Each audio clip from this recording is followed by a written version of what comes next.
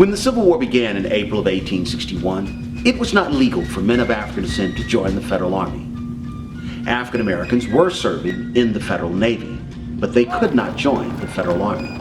It was not until July 17, 1862, when Congress passed and President Lincoln signed into law the Militia Act, that African Americans were allowed to join the Federal Army. In 1862, regiments were organized in Kansas, South Carolina, and Louisiana. These regiments would be engaged in mostly small unit operations and engaged in combat in 1862. However, it was not until January 1, 1863, in the Emancipation Proclamation, that President Lincoln issued an order to his field commanders to receive men of African descent into all armed services of the United States. The Bureau of United States Colored Troops was established on May 22, 1863, with General Order 143.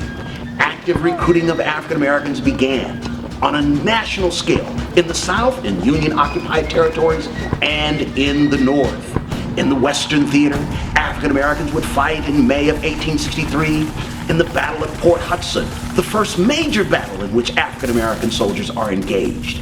In the Eastern Theater, African American soldiers would prove their mettle in the battle at Fort Wagner. The 54th Massachusetts would lead the assault, the failed Union assault on Fort Wagner. African American soldiers by the spring of 1864 would become a major part of those Union operations in Virginia. Under General Ulysses S. Grant, they would fight in the battles at Petersburg, and they would go on to earn distinction, with 15 Medals of Honor being earned in the Virginia Theater. And at Newmarket Heights, in September of 1864, they would capture the closest point captured to Richmond to that date. And they would go on as members of the 25th Army Corps, the only Army Corps in American history to capture Richmond, Virginia.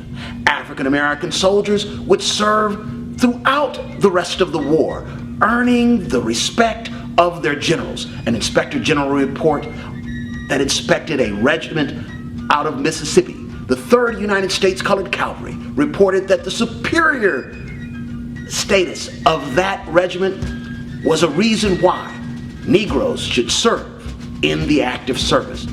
It was their service in the Civil War that leads to their enlistment in the regular army. In 1866, 6 regiments of African descent soldiers were established in the regular army, 4 infantry regiments and 2 cavalry regiments. When the army was downsized in 1869, 2 infantry regiments would remain and 2 cavalry regiments, and these soldiers would go on to earn fame as Buffalo Soldiers.